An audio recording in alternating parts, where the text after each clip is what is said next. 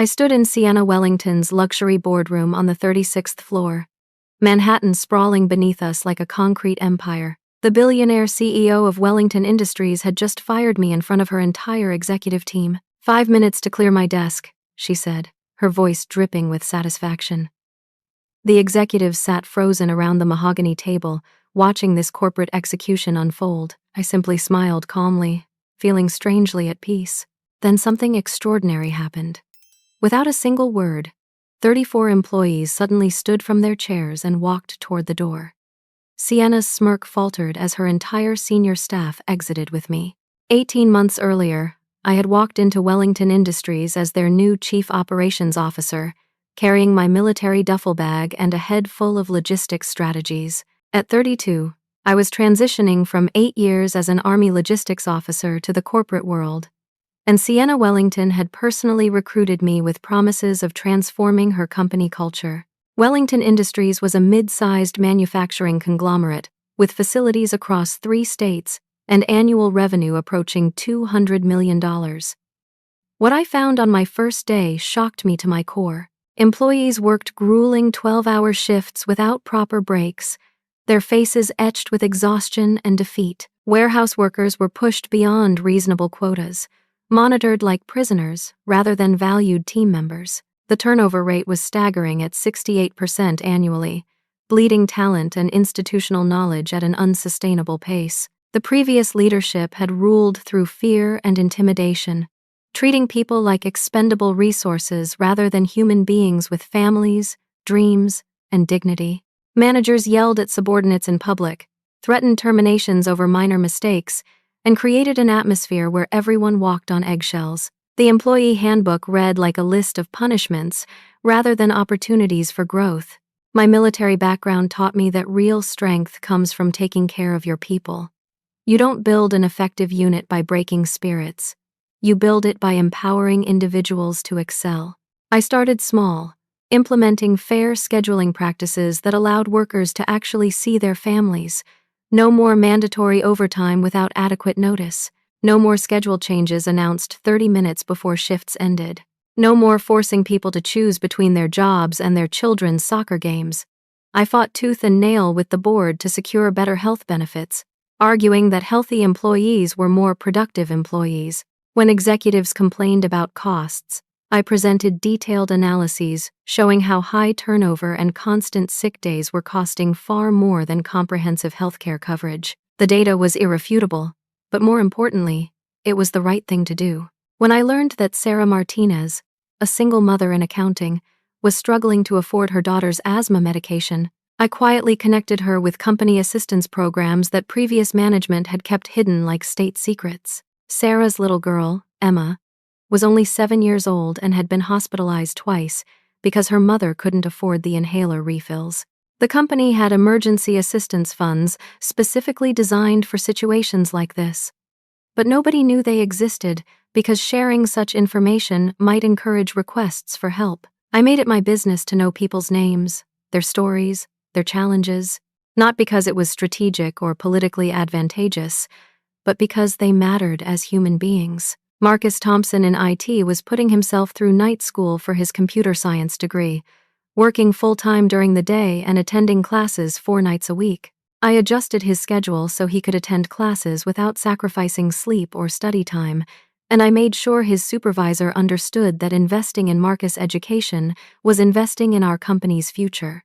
Jennifer Walsh in marketing was caring for her elderly father with dementia, a heartbreaking responsibility that required constant vigilance and flexibility. Previous management had threatened to terminate her for attendance issues when she needed to leave for medical emergencies. I approved flexible work arrangements and remote options so she could manage his appointments and still contribute meaningfully to our team. Jennifer's creativity and dedication flourished when she didn't have to worry about choosing between her career and her family obligations. David Chen, our finance manager, had brilliant ideas for cost reduction that previous leadership had ignored or dismissed. His analyses were thorough, his recommendations sound, but he had been treated like a glorified calculator rather than a strategic thinker. I gave him a platform to present directly to the board, and his insights saved us over $3 million in the first year alone. More importantly, I watched his confidence grow as he realized his ideas had value and impact. These weren't grand gestures or company-wide initiatives announced in glossy newsletters. They were individual acts of recognition that people mattered more than processes, that humanity was more valuable than quarterly metrics. I walked the warehouse floors every week, not for photo opportunities or management theater, but to understand the real challenges our frontline workers faced. I ate lunch in the employee cafeteria, sitting at different tables and listening to concerns that rarely made it to executive meetings. I held monthly open-door sessions where anyone could voice concerns without fear of retaliation. The first few sessions were sparsely attended. Years of intimidation had taught people to keep their heads down and their mouths shut. But gradually, trust began to build. Workers started sharing ideas for efficiency improvements, safety concerns that had been ignored, and suggestions for better serving our customers. I created mentorship programs pairing experienced workers with newcomers, recognizing that institutional knowledge was one of our greatest assets.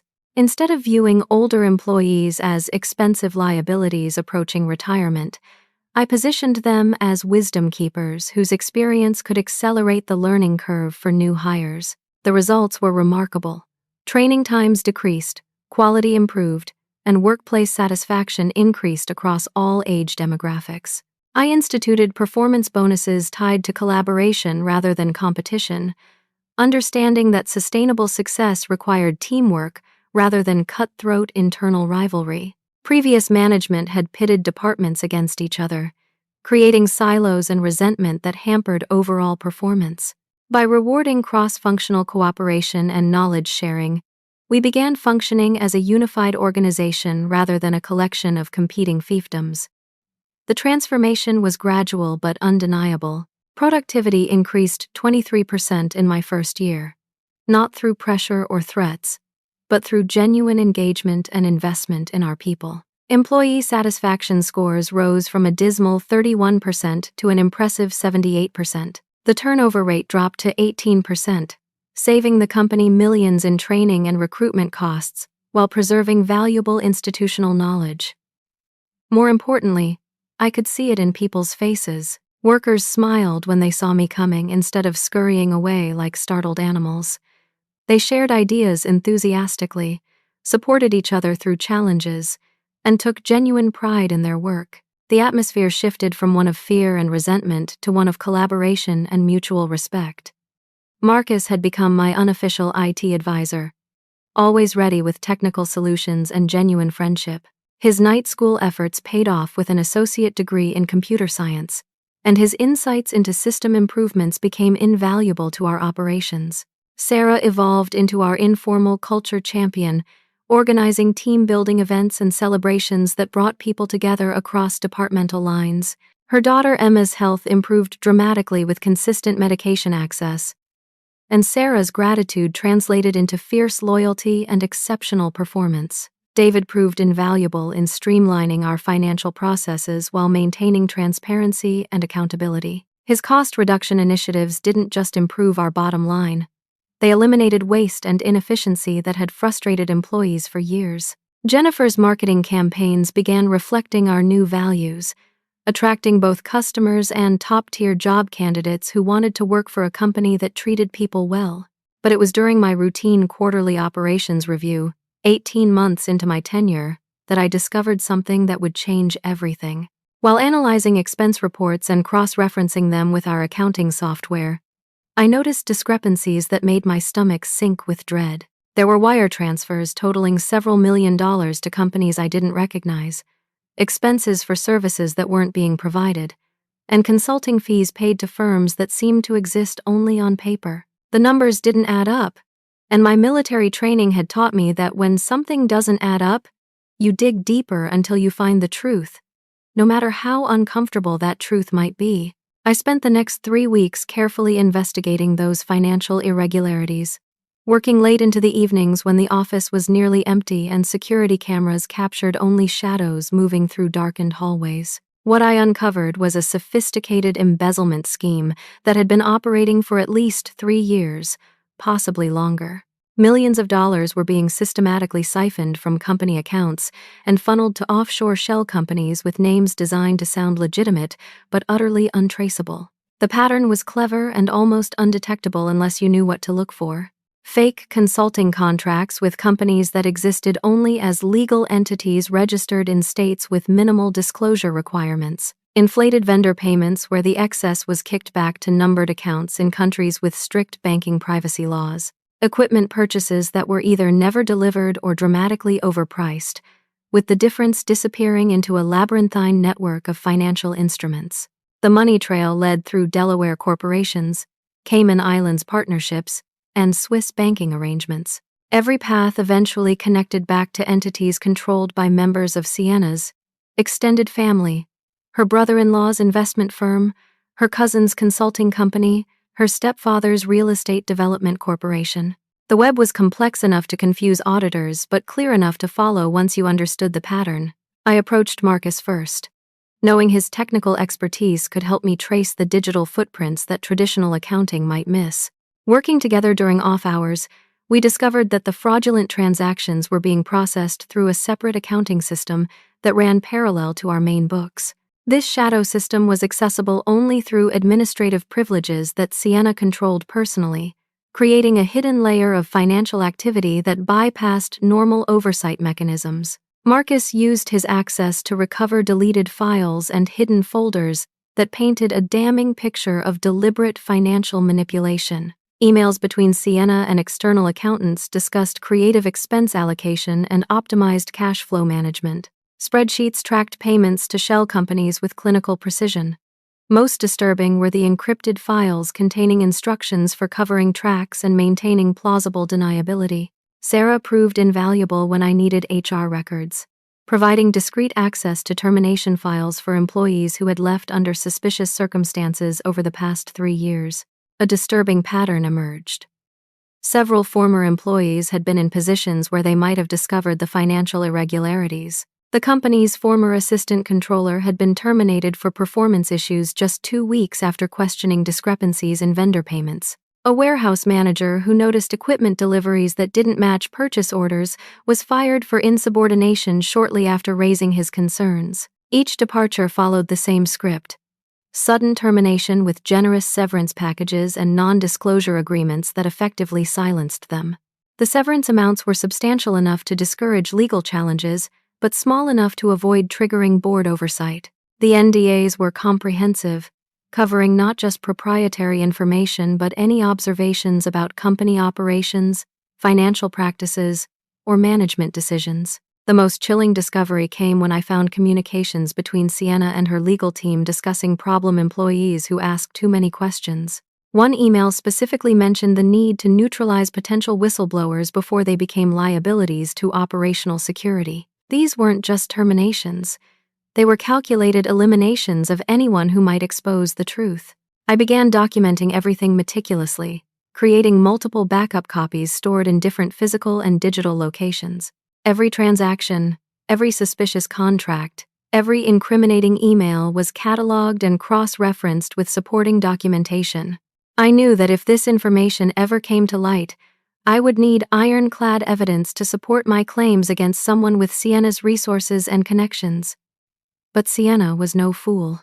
I started noticing changes in her behavior around me that set off every alarm bell my military training had instilled. She would ask pointed questions about my special projects and seemed unusually interested in which files I was accessing. During executive meetings, she would watch me carefully, as if trying to read my thoughts and anticipate my next moves. The paranoia was palpable, and I realized that my investigation might not be as secret as I had hoped. Her questions became more probing and specific. She asked about my after-hours computer usage, claiming she was concerned about work-life balance. She inquired about my relationships with other employees, suggesting that too much fraternization might compromise management authority. She even questioned my military background, wondering aloud whether combat experience might make someone prone to seeing threats where none existed. My suspicions were confirmed when Marcus made a terrifying discovery during one of our late-night investigative sessions. The company's IT system included sophisticated monitoring software that tracked every keystroke, every file access, Every email sent and received. The software had been installed 2 years earlier, ostensibly for security purposes, but its capabilities went far beyond protecting company assets. It created detailed profiles of employee behavior, flagged unusual activities, and maintained comprehensive logs of digital activity. Sienna had been watching all of us, recording our digital footprints and building psychological profiles of potentially problematic employees. She knew who worked late, who accessed sensitive files, who communicated with whom and when. The monitoring system was sophisticated enough to detect patterns that might indicate whistleblowing activity, investigation of sensitive topics, or collaboration between employees who might pose collective threats. She knew about my investigation. She knew that I had uncovered her embezzlement scheme. She knew about my collaboration with Marcus and Sarah, my after-hours research, and my systematic documentation of evidence. Based on what had happened to previous whistleblowers, I knew exactly what would happen next. The realization hit me like a physical blow. I wasn't investigating a crime. I was walking into a trap that had been carefully prepared for exactly this scenario.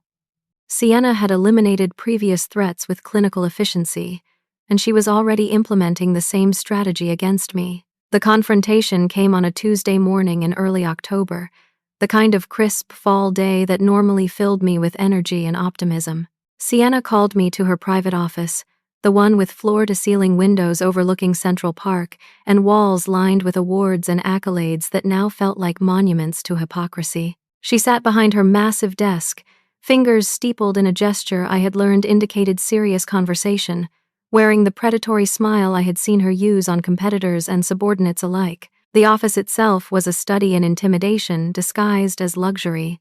Expensive artwork dominated the walls, including an original Picasso that reportedly cost more than most employees' annual salaries. The desk was carved from a single piece of Brazilian rosewood, environmentally destructive and outrageously expensive. Fresh orchids were arranged precisely, replaced weekly regardless of their condition. Everything in the room was designed to remind visitors of their place in Sienna's hierarchy. "Paula," she began, her voice honeyed with false warmth that made my skin crawl. "I've been thinking about your future here at Wellington Industries. Your work this past year has been remarkable. The productivity increases, the culture improvements, the cost savings. The board is very impressed with your performance metrics." I remained silent, knowing this was the setup for something much darker. Her tone carried the same false sincerity she used with reporters and investors, carefully modulated to convey concern while concealing calculation.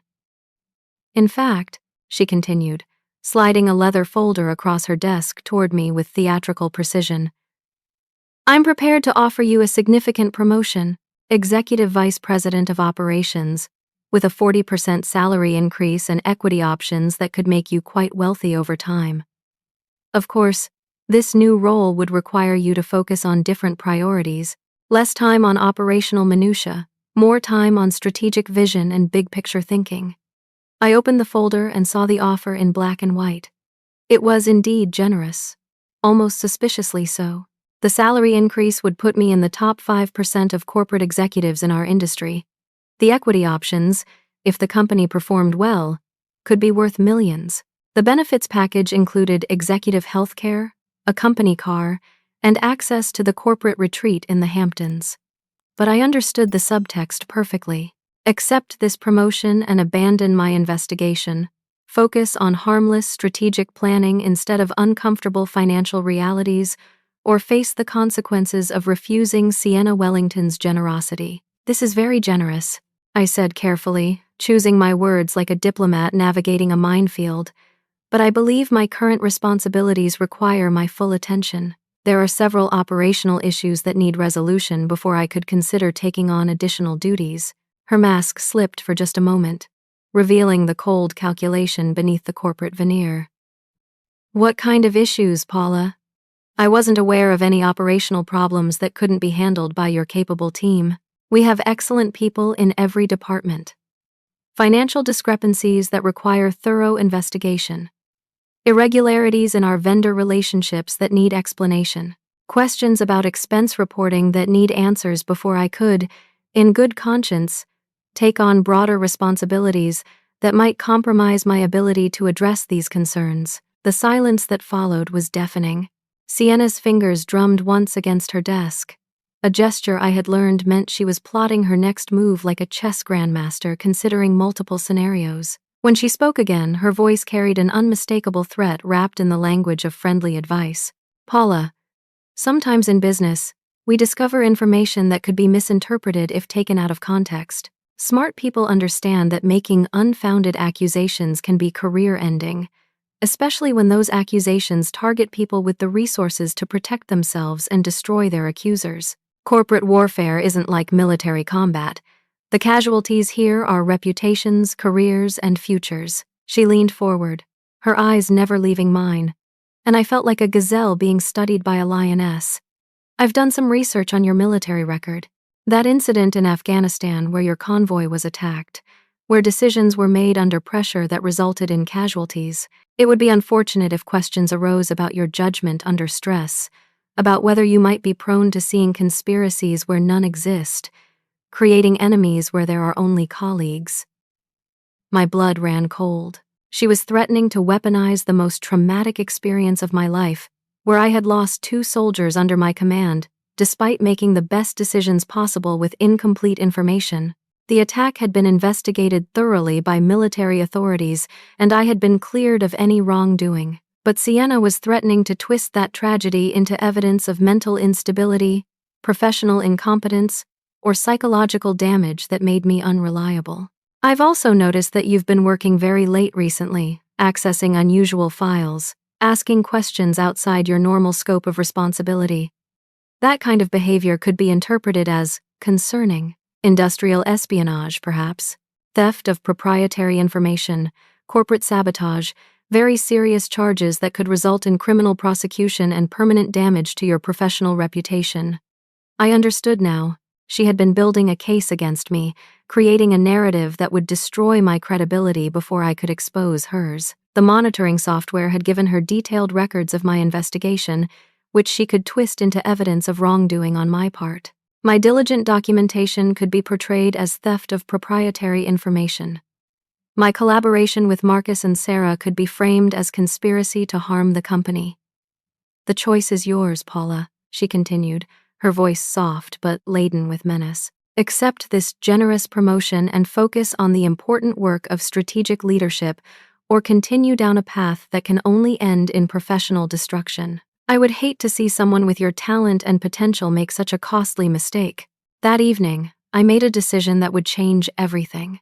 I contacted James Rodriguez, a former military colleague who now worked for the FBI's Financial Crimes Unit in their Manhattan office. James and I had served together in Afghanistan, and he understood the weight of integrity in impossible situations.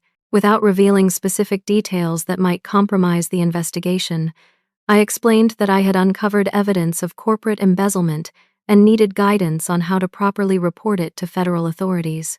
James listened carefully, asking precise questions about the scope of the suspected crimes, the sophistication of the concealment methods, and the potential for ongoing criminal activity.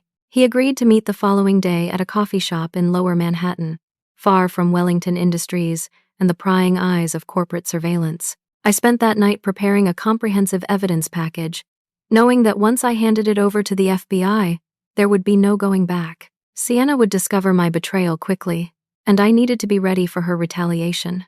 The evidence filled 3 flash drives and included financial records, email communications, organizational charts showing the relationships between shell companies, and detailed analyses of the money laundering schemes. The next morning, Sienna scheduled an emergency executive meeting for that afternoon. Her assistant's email was brief and ominous. Mandatory attendance. Personnel matters to be discussed. Failure to attend will result in immediate disciplinary action. I knew this was the end. Sienna had decided to eliminate the threat I represented before I could expose her crimes. But as I prepared for what I knew would be my final hours at Wellington Industries, I realized something important. I wasn't afraid anymore. I had done the right thing, gathered irrefutable evidence, and taken steps to ensure that justice would prevail, regardless of what happened to me personally. Whatever consequences I faced, I could meet them with my integrity intact. What I didn't expect was discovering the final trap she had laid for me. During my last review of the evidence files that morning, I found something that made my heart race with anger and fear. Sienna had planted false documents in my computer system, showing wire transfers from company accounts to a personal bank account in my name. The fabricated evidence showed me stealing over $300,000 over the past 6 months, using the same methods I had discovered in my investigation of her crimes. She hadn't just planned to fire me. She had planned to frame me as the very embezzler I was trying to expose. The setup was sophisticated enough to survive initial scrutiny, with forged bank records and backdated authorization forms bearing digital signatures that appeared authentic. Only detailed forensic analysis would reveal the fabrication, and by then, my credibility would be destroyed, and my freedom potentially at risk. The audacity was breathtaking, but the strategy was brilliant in its cruelty. Who would believe the accusations of a disgraced executive accused of the same crimes she was reporting? The evidence I had gathered against Sienna would be dismissed as desperate deflection, an attempt to avoid responsibility for my own criminal behavior. I was walking into that boardroom not just facing termination, but potentially facing arrest, prosecution, and imprisonment for crimes I hadn't committed but had tried to expose. The boardroom felt different that Tuesday afternoon, charged with an electricity that made the air feel thick and oppressive. The usual pre-meeting chatter was replaced by tense silence as 34 executives, managers, and department heads filed into their seats like mourners at a funeral. Sienna sat at the head of the table like a queen holding court, her legal counsel flanking her on both sides like bodyguards prepared for battle. I took my usual seat halfway down the table, acutely aware that this would be the last time I sat in this chair, in this room, as an employee of Wellington Industries. The mahogany table reflected the overhead lights like a dark mirror, and I could see fragments of faces in its polished surface. Marcus sat across from me, his usual easy confidence replaced by obvious anxiety. Sarah kept glancing between Sienna and me, clearly sensing the undercurrents of tension.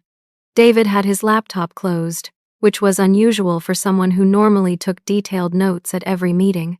Jennifer sat perfectly still, as if any movement might trigger an explosion. "Thank you all for attending on short notice," Sienna began, her voice carrying the false regret of a skilled actress delivering a well-rehearsed performance. "Unfortunately, we're here to address a serious breach of trust within our leadership team. It has come to my attention that one of our executives has been engaging in activities detrimental to the company's interests and potentially criminal in nature." The room was dead silent except for the barely audible hum of the air conditioning system. I could feel eyes turning toward me, confusion and concern rippling through the assembled group like a stone thrown into still water. Some faces showed shock, others displayed skepticism, and a few revealed the dawning realization of what was about to unfold. "Paula Stevens," Sienna continued, savoring each word like a fine wine, "has been terminated effective immediately for theft of proprietary information, industrial espionage, unauthorized access to confidential financial data, and financial improprieties totaling over $300,000. Gasps echoed around the table, followed by a stunned silence that seemed to stretch for eternity. Marcus looked stricken, his face pale with disbelief. Sarah's expression showed pure shock mixed with indignation. David appeared ready to argue, his mouth opening as if to challenge the accusations. Jennifer's eyes narrowed with suspicion, clearly questioning the narrative being presented. But I simply smiled, feeling an unexpected calm wash over me like a warm tide.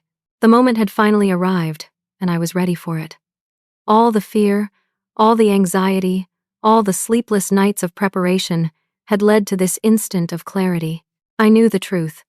I had documented the evidence, and I had taken steps to ensure justice would prevail, regardless of Sienna's machinations. "Paula, you have 5 minutes to collect your personal belongings and surrender all company property. Security will escort you from the building to ensure compliance with termination protocols." As I stood to leave, something remarkable happened that I hadn't anticipated, despite months of building relationships and earning trust.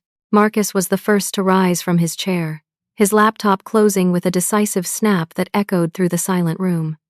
"If Paula goes, I go," he said quietly but firmly, his voice carrying the conviction of someone who had made an irreversible decision. Sarah stood next, her chair scraping against the polished floor with a sound like fingernails on glass. Paula has more integrity in her little finger than this company has shown in years under current leadership. I'm with her, completely and without reservation. David followed, then Jennifer, then Tom from operations, then Lisa from quality control. One by one, every person I had worked with, supported, and fought for over the past 18 months rose from their seats like soldiers standing at attention. Department heads, managers, analysts, coordinators, specialists, people I had helped through personal crises, people whose ideas I had championed when others ignored them, people who had seen firsthand what real leadership looked like when it served others instead of serving itself. The silence was broken by the sound of laptops closing, papers being gathered, and chairs being pushed back from the table.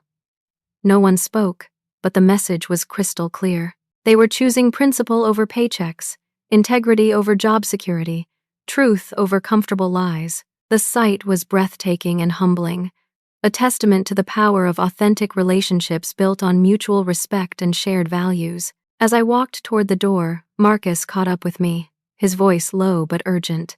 I've already secured all the evidence files on remote servers she can't access, multiple backups in different locations. She can't delete what she doesn't know exists, and she can't stop what's already in motion. Sarah moved beside me, her voice trembling with emotion but firm with determination. I've documented every illegal HR practice, every terminated whistleblower, every NDA that was used to silence victims, years of systematic abuse and intimidation. The paper trail is complete and safely stored. David appeared at my other shoulder, his financial expertise having proved invaluable in understanding the scope of the crimes. All financial records are backed up and ready for review by authorities. Transaction logs, shell company documentation, money flow analyses. She can't hide the truth anymore, not when we have this much evidence. Other colleagues approached as we moved through the halls like a slow-motion exodus, each sharing information they had gathered, evidence they had preserved, documentation of wrongdoing they had witnessed but been afraid to report until now. My loyalty to these people had created a network of individuals willing to risk everything to do the right thing, and their loyalty to me had given them the courage to act on their convictions. Tom from operations mentioned safety violations he had been ordered to ignore. Lisa from quality control described pressure to approve substandard products. Michael from procurement shared stories of vendor kickbacks he had been told to facilitate. Each person carried pieces of a larger puzzle that painted a picture of systematic corruption extending far beyond financial crimes. The elevator ride down 36 floors was surreal, like a scene from a movie where time moves in slow motion. We stood together in silence, 35 people who had just walked away from successful careers because we refused to be part of a corrupt system. I could see my reflection in the polished elevator doors, surrounded by faces I trusted, people who had chosen courage over comfort and principle over profit. As we exited the building, I was stunned to see news crews gathered on the sidewalk like vultures waiting for carrion. Someone had tipped off the media about the mass resignation, and our exodus was being broadcast live to thousands of viewers across the metropolitan area. Reporters shouted questions, cameras flashed with blinding intensity, and I realized this story was about to become much bigger than any of us had imagined. "Why did you all resign?" one reporter called out. "What happened in that meeting?" shouted another. "Is it true that there are criminal allegations?" demanded a third. The questions came like machine gun fire, but we walked past them with dignity, refusing to comment until we had legal counsel and could speak responsibly about the situation. My phone started buzzing with calls from competitors, headhunters, journalists, and people I hadn't spoken to in years. The story was going viral on social media. 34 executives quit in solidarity with fired colleague. Number Wellington walkout began trending nationwide. LinkedIn was flooded with posts about corporate ethics and employee loyalty. The narrative was writing itself faster than any public relations team could have managed. But the real shock came when Marcus pulled me aside and showed me a news alert on his phone that made my heart skip several beats. FBI raids Wellington Industries headquarters. I read aloud. my voice barely above a whisper. Federal agents executing search warrants in connection with financial crimes investigation. James Rodriguez had moved quickly and decisively. My evidence package had triggered a federal investigation that was already underway while Sienna thought she was conducting a routine termination meeting. While she had been delivering her prepared speech about my alleged crimes, federal agents were upstairs with search warrants, ready to seize every computer, every file, every piece of evidence related to her embezzlement scheme. We stood on the sidewalk watching FBI agents carry boxes of documents from the building we had just left, their movements efficient and purposeful. Sienna's attempt to silence me had backfired spectacularly, and justice was finally coming for her crimes like a freight train that couldn't be stopped or derailed. The irony was perfect and terrible.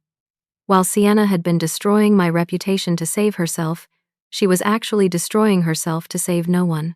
24 hours after my termination, Wellington Industries was in complete chaos that resembled a corporate apocalypse. FBI agents had seized computers, financial records, and communications spanning the past 5 years, leaving empty desks and vacant offices in their wake.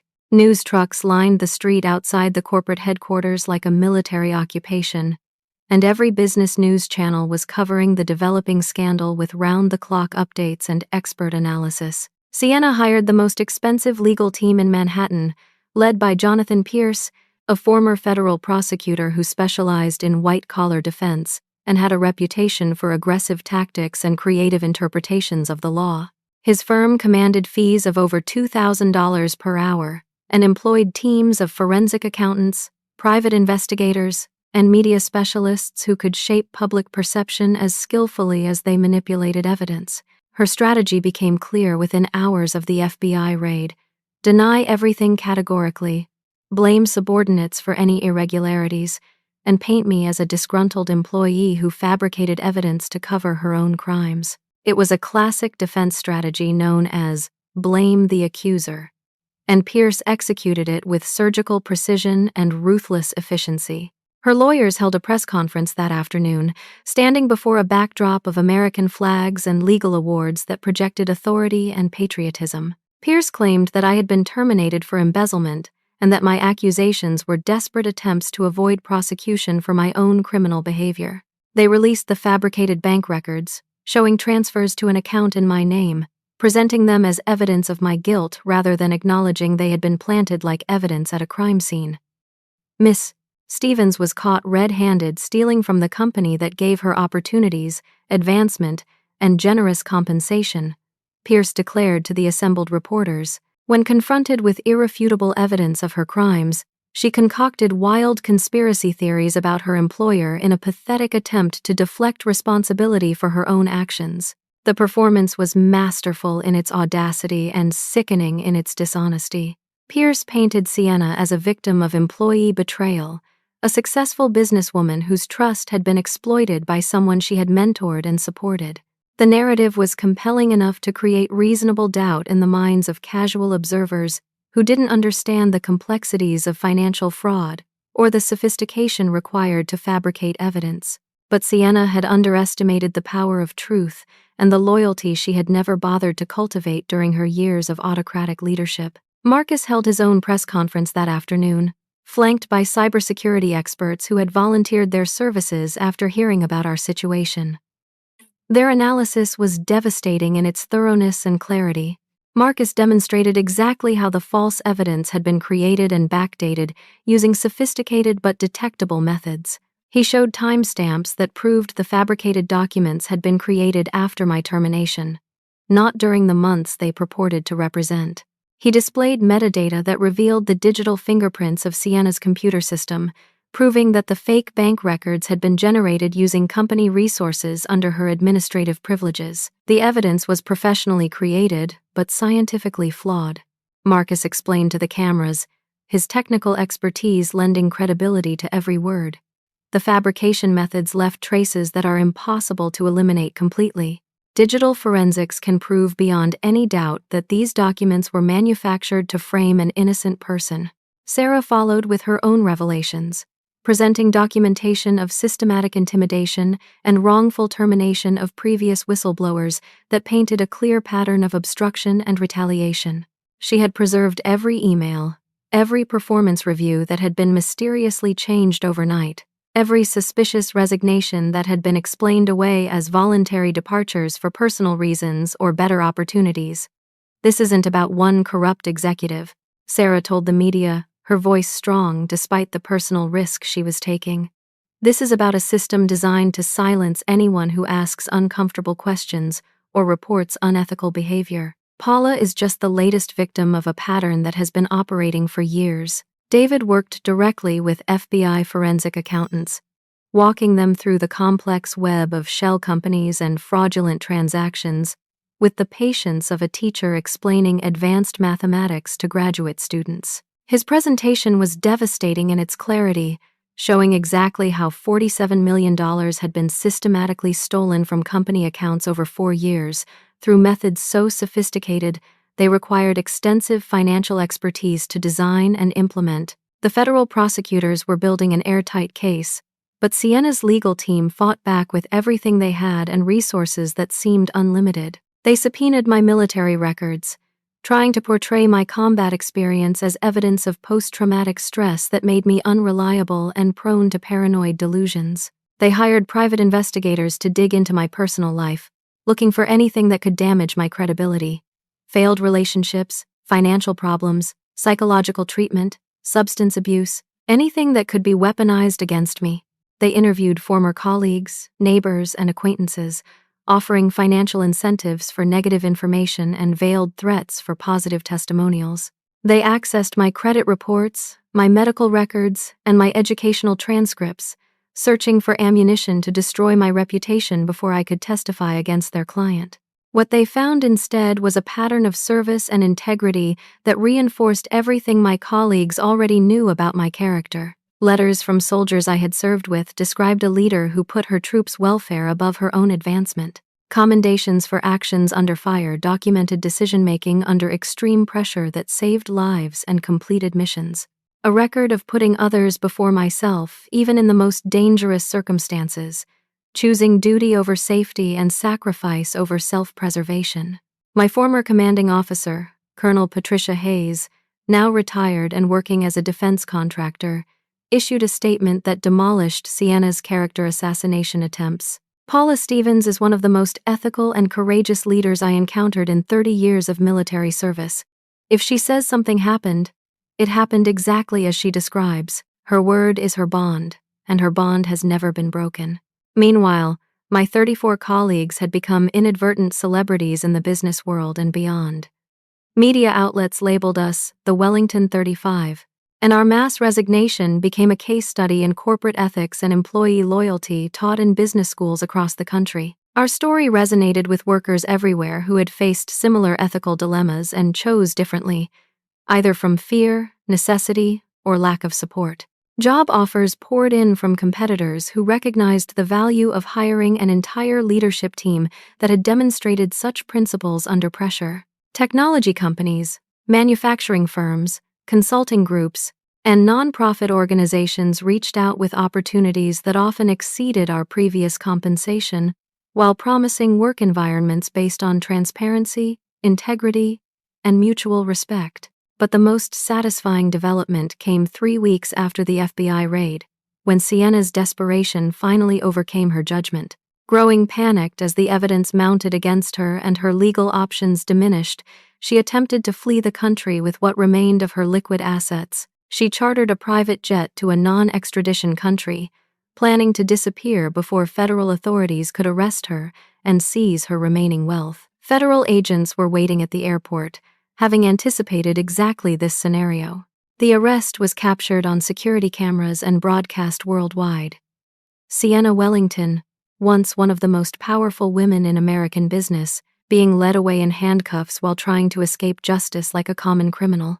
Her mugshot became front-page news, a stark contrast to the glamorous corporate portraits that had once adorned magazine covers and business journals.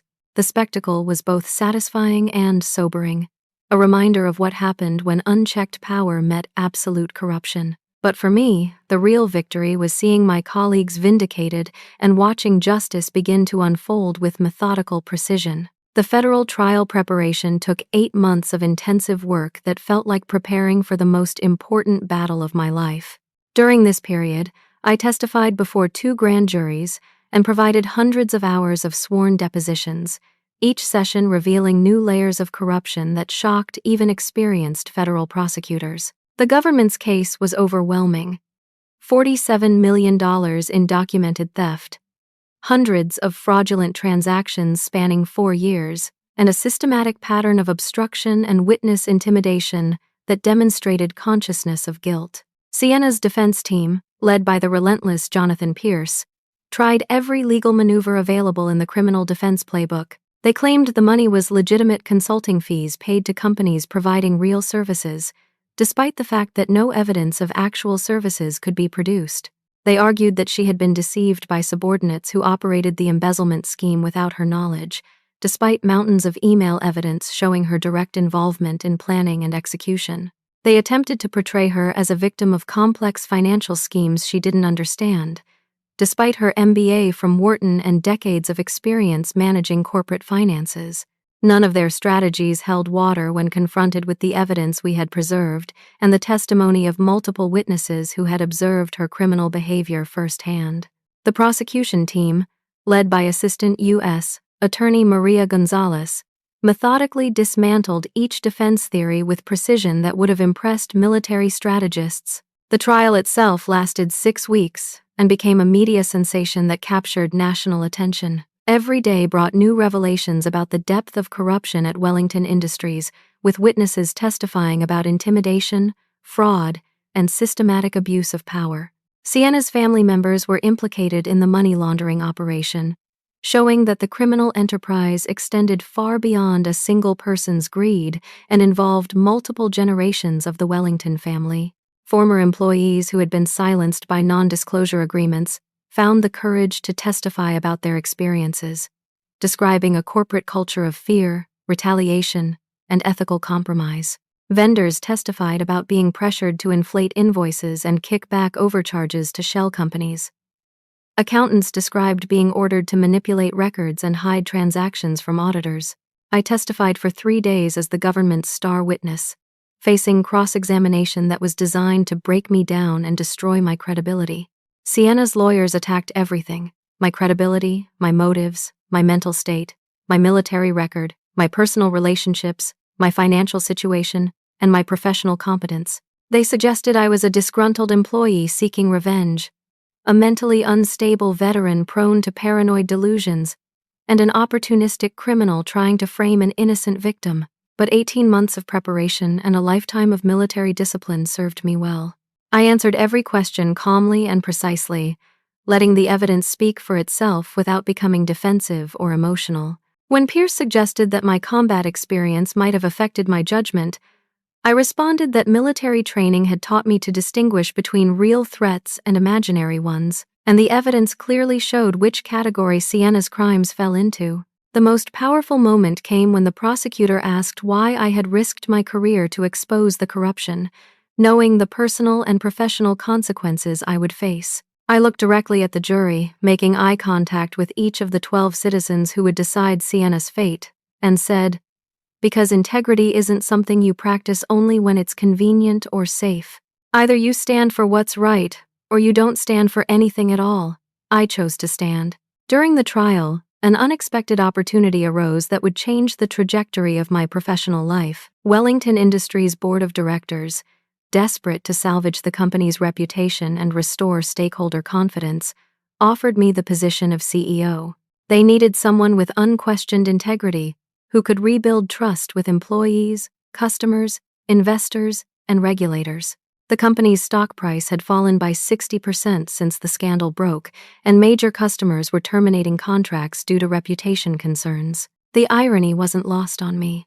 The woman Sienna had tried to destroy was being asked to replace her as head of the company she had nearly destroyed, but I had conditions that were non-negotiable. Any offer would need to include all 34 colleagues who had walked out with me, with executive positions commensurate with their skills and significant salary increases that reflected their loyalty and courage. The company would implement comprehensive ethics oversight stronger than federal requirements, whistleblower protections that exceeded legal minimums, and profit-sharing programs that ensured every employee benefited from the company's success. The board agreed to every demand without hesitation, recognizing that hiring the entire team responsible for exposing the corruption would send a powerful message about the company's commitment to change. Meanwhile, Sienna's legal team made one final, desperate attempt to avoid conviction that revealed the depths of their moral bankruptcy. They approached my lawyers with an offer that was staggering in its audacity: $25 million in exchange for my recanting key portions of my testimony. They suggested the payment could be disguised as consulting fees or a non-disclosure settlement, making it appear legitimate while effectively purchasing my silence and their client's freedom. My response was immediate and uncompromising. No amount of money could make me lie under oath or betray the people who trusted me with the truth. I would rather lose everything I own than live with the knowledge that I sold my integrity for any price. When the jury returned after 4 days of deliberation that felt like an eternity, their verdict was swift and decisive: guilty on all counts. The foreman's voice was clear and firm as he read each verdict: guilty of embezzlement, guilty of money laundering, guilty of tax evasion, guilty of witness intimidation, and guilty of conspiracy. Sienna showed no emotion as the verdicts were read, but her lawyers looked defeated, and her family members wept openly in the courtroom gallery. The judge's sentencing hearing took place 2 weeks later. Federal prosecutors requested the maximum penalty, arguing that Sienna's crimes had violated the trust of hundreds of employees and caused irreparable harm to the company and its stakeholders. Character witnesses testified on her behalf, describing charitable work and community contributions, but their testimonials rang hollow against the overwhelming evidence of systematic criminal behavior. The judge sentenced Sienna Wellington to 15 years in federal prison and ordered her to pay full restitution plus penalties totaling over $60 million. In announcing the sentence, the judge delivered remarks that echoed my own feelings about the case. This case represents not just the prosecution of financial crimes, but a vindication of the principle that no one, regardless of wealth or position, is above the law.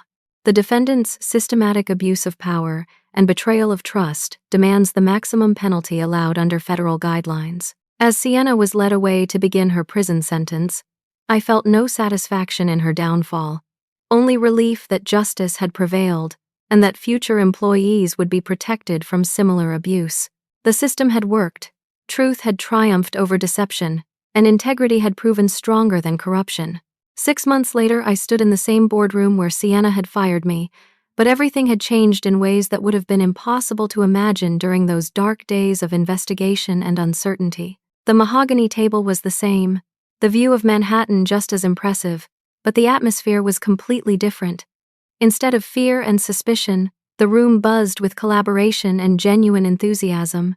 Instead of executives cowering before an autocratic leader, I saw engaged professionals working together toward common goals.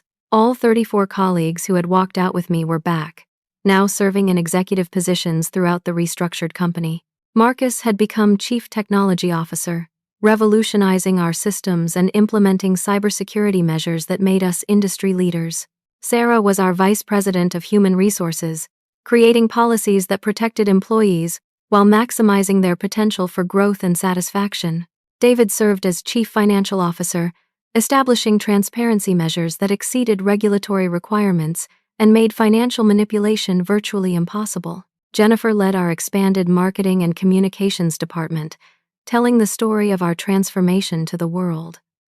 Our quarterly results told an incredible story that exceeded even my most optimistic projections. Employee satisfaction scores had reached 92%, the highest in the company's 50-year history, and among the highest in American manufacturing.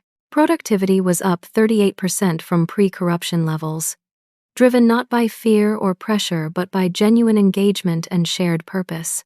Customer satisfaction had improved dramatically as our renewed focus on quality and service excellence became evident in every interaction and transaction. More importantly, We had transformed Wellington Industries into something unprecedented in American business. A major corporation that truly put people first without sacrificing profitability or competitiveness. Our profit-sharing program meant that every employee, from warehouse workers to executives, benefited directly from the company's success through quarterly bonuses tied to performance metrics. When we succeeded, everyone succeeded proportionally to their contribution and commitment. Our Ethics Oversight Committee included representatives from every department level, ensuring that power could never again be concentrated in the hands of a single individual without accountability or transparency. Anonymous reporting systems allowed employees to voice concerns without fear of retaliation. Independent ombudsman services provided neutral mediation for conflicts. Direct access to board members meant that important issues couldn't be buried or ignored by middle management.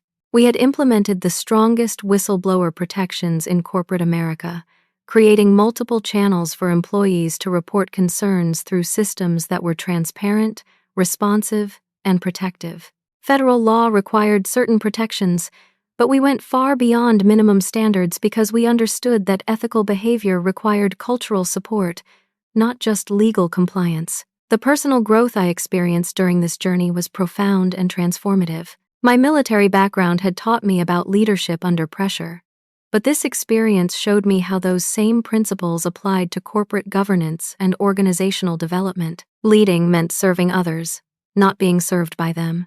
True authority came from earning trust and respect through consistent behavior, not demanding compliance through fear or position. Most rewarding was watching my colleagues flourish in their new roles and responsibilities.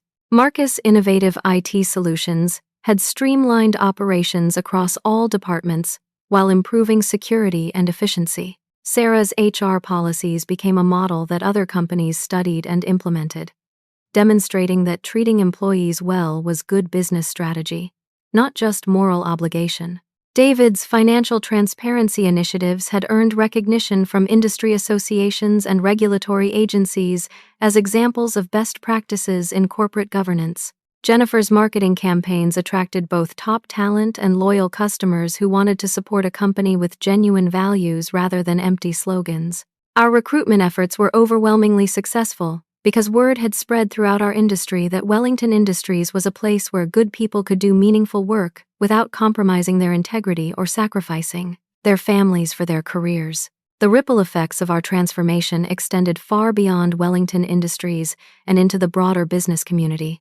Our story became a case study in business schools, demonstrating how ethical leadership could create sustainable competitive advantages rather than limiting growth or profitability. Other corporations began examining their own cultures, implementing similar reforms to prevent the kind of corruption that had nearly destroyed our company. Professional associations invited me to speak about leadership, ethics, and organizational transformation. I shared our story at conferences, universities, and corporate retreats, emphasizing that ethical behavior wasn't a luxury for successful companies, but a foundation for long-term sustainability and growth.